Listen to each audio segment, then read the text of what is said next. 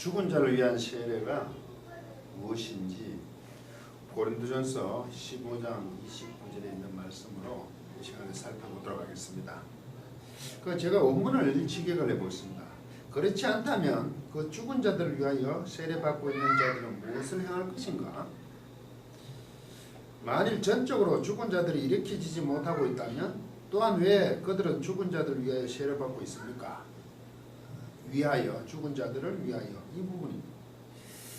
한글 번역에는 만일 죽은 자들이 도무지 다시 살지 못하면 죽은 자들을 위하여 세례받는 자들은 무엇을 하겠느냐? 어찌하여 저희를 위하여 세례를 받느냐? 4번 어찌하여 저희를 위하여 세례를 받느냐? 죽은 자들을 위하여, 그들을 위하여 세례를 받느냐? 상반절의 내용에 당연히 죽은 자들을 다시 살기 때문에 세례를 받는다는 것을 지금 본문은 확신을 하고 있습니다. 확정을 하고 있습니다. 본절이 죽은 자들을 위한 세례, 즉 대리 세례가 합당한가? 이렇게 대리 세례를 얘기하면 가톨릭에서 얘기하는 면죄부를 생각하게 합니다. 먼저 이 본문에 대해서 주장하는 것을 보도록 하겠습니다. 죽은 자들을 위한 세례가 필요하다는 것이 아니라 당시 고린도 교회에서 죽은 자들을 위한 세례를 행하고 있었기에 그 현실을 인용한 구절이다. 그러니까 죽은 자들을 위해서 당시 습관적으로 고린도 교회가 대리 세례를 행했다는 거죠. 죽은 자들이 부활이 없다고 하면서 그들을 위하여 세례받는 것은 그러면 어떻게 된 것입니까? 이게 또 문제가 되죠. 그러면 이게 죽은 자들을 위해 세례를 받는다. 대리 세례라는 것은 그 죽은 자들이 믿지 않았다는 거겠죠. 믿는 자가 죽었다면 세례를 받을 필요가 없잖아요. 그 믿는 자는 세례를 받았기 때문에 아니겠습니까? 그래서 저는 당시 행해지는 대리 세례라고 보지 않습니다. 그 대리 세례로도 보지 않기 때문에 본문을 한번 추적해 보도록 하겠습니다. 먼저 추적함에 첫 번째 생각해 볼 것이 그 죽은 자들을 위한 세례입니다. 이게 히페르톤 네크론,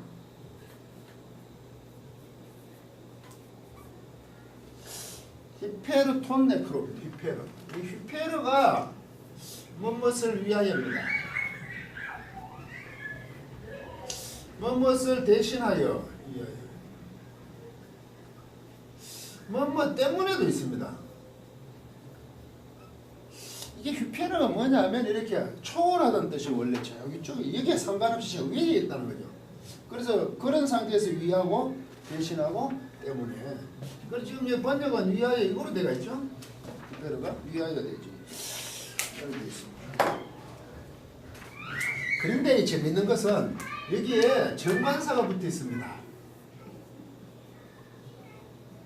그러면 이거 그 죽은 자들이거든. 막연한 죽은 자들이 아니라 그 죽은 자들로 얘기를 하게 되면 그 18절에 보시면 그리스도 안에서 잠자는 자단 말이죠.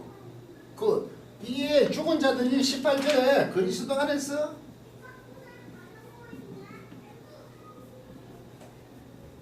잠자는 자잖아요. 그 죽은 자들. 잠자고 있는 자. 그럼 이들은 그리스도인이잖아요. 죽은 자들이. 그런데 그 죽은 자들이 그리스도 안에서 잠자는데 그 세례를 받은 사람들이죠. 우리는 말해 성례전지 이거는 세례에 참여한 사람들이니까 이 그리스도인들이 이렇게 위하여 또 세례를 받는데 이거는 말이 맞지 않죠. 첫 번째 대리 세례라는 것은 벌써 여기서부터 뭡니까? 반론이 증명되어집니다. 이 히페르에 살펴보듯이 이들을 위해서 세례를 받을 이유가 없죠. 그런데 이들 때문에 세례를 받는다면 문제가 좀 달라지죠. 이들 때문에 세례를 받는다면 그리스도 안에서 잠자는 자잖아요. 그 복음을 위해서 열심히 잘 믿다가 이제 죽은 자들 아닙니까? 그들 때문에 세례를 받는다고 하면 그때 세례 받는다는 것은 우리가 성례전지기의 세례가 아니겠죠. 그들 때문에라는 거죠. 그들로 인하여서 받는다는 얘기 아닙니까?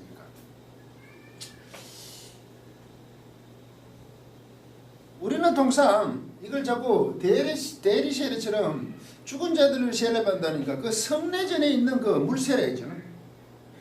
받아준다는 거죠. 대신 캐톨릭 때는 그 면죄부라는 것도 있었지 않습니까? 대체 감해주면 죽은 사람들이 그 연옥이 있다 천국에 간다는 그런 식으로 지금 보는 거 아닙니까? 예. 그래서 이걸 물세례로 이해할 수 없다는 거죠. 이게 그 죽은 자들이 벌써 등장하네. 그 죽은 자들이 로마서 6장 3절에서 4절 제가 읽어보겠습니다. 무릇 그리스도 예수 합하여 세례를 받은 우리는 그의 죽으심과 합하여 세례를 받은 줄 알지 못하는 죽으심과 함께 세례 죽었다 이거죠. 그러므로 우리가 그의 죽으심과 합하여 세례를 받음으로 그와 함께 잠사되었다. 매장되었다는 얘기죠. 죽었다는 얘기죠. 이는 하나님의 영광으로 말미암아 그리스도를 죽은 자 가운데 살리심과 같이 우리도 또한 새 생명 가운데 행하게 하렵니다. 그렇게 그리스도와 함께 죽고 장사된 그 세례 자체한 것은 새 생명 가운데 행하기 위해서 우리가 동참을 한다는 얘기죠. 세례는 곧 함께 그리스도와 함께 장사된다, 매장된다, 죽는다는 얘기예요. 나가 아니다 내 주인이 그리스도다 이 말이죠. 지금 세례가 원래 뜻이 그런 거 아닙니까? 우린 자꾸 이거 대리 세례, 물 세례로 보니까 이 부분이 지금 해석이 잘 안 되고 있습니다. 그래서 그 세례를 받는다는 것은 그리스도와 함께 잠사되었다, 함께 매장되었다, 죽었다. 그러므로 그 죽은 자들 때문에 세례 받는단 말이죠. 함께 장사된다는 거죠. 그리고 30절에 보시면 또 어찌하여 우리가 때마다 위험을 무릅쓰리오가 나옵니다. 세례를 받느냐 또라는 게 있습니다. 카이. 그리고 근데 또 이게 뭐냐면 때마다 위험을 무릅쓴다는 말이 나옵니다. 헬라어에서는 한 단어가 카이 연결 이거와 이거 연결되면 각각이지만 서로 연관성이 있다 그랬어요. 문장도 계속 그것을 연결해 가는 겁니다. 카이라고 연결했을 때. 그러면 세례를 받는 거하고 위험을 무릅쓰는 것은 같은 맥락의 글이라는 거죠. 그 위험을 무릅쓴다는 것이 세례 받는 거와 같은 의미라 이거죠. 다시 얘기하면 또 위험을 무릅쓴다고 얘기할 수 있다 이 말이죠. 결국 세례를 받는 것은 생명의 위험, 죽임에 대한 위험을 받는 거고 위험도 또한 감수한다 이 말이란 말이죠. 그러면 이 그 죽은 자들의 세례를 받는 것은 우리가 말하는 대세례가 아니죠. 죽은 자들 때문에 받을 수밖에 없잖아요. 그들이 그렇게 죽었잖아요. 그것 때문에 우리가 지금 또 우리 선진들 죽은 자들 그리스도 안에서 잠자는 자들이 한 것을 때문에 우리가 계속 그것을 이해간다는 의미가 훨씬 강하잖아요. 그래서 사도 바울은 31절에 나는 날마다 죽노라 그랬어요. 그 세례의 개념, 위험을 무릅쓰는 게 결국 매일 죽고 있다 이거죠. 사도 바울도. 그럴 때 죽는다는 것은 그냥 죽는다는 게고 그 위험 속에 생명을 부지할 수 없는 정도의 힘든과 어려움 속에 처할 수밖에 없다는 얘기죠. 이것을 다시 정리해 보면요.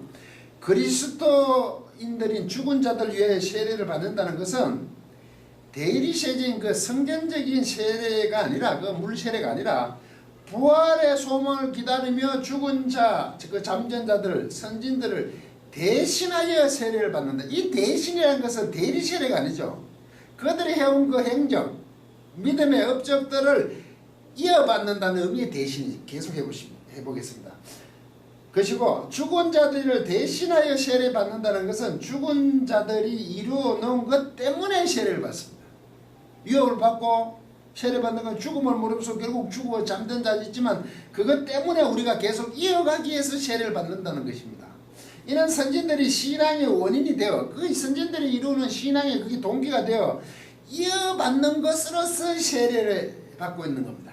그것을 이어서 계속 우리가 해나가고 결국 위험을 날마다 무릅쓰는 것을 우리가 이어받는다는 의미가 이 안에 들었다 이 말입니다. 그래서 세례를 받는다는 것은 위하여 세례를 받는다는 것은 생명을 위험을 무릅쓰는 것이고 선진들이 복음을 위하여 죽음을 불사한 그 생활들 복음 전파의 생활 신앙생활 곧 그것을 이어받는 데의 의미에서 세례를 받는다고 지금 본문은 표현하고 있고 사도 바울식으로 표현하면 나는 날마다 죽는다고 하는 것입니다. 강의를 마치도록 하겠습니다.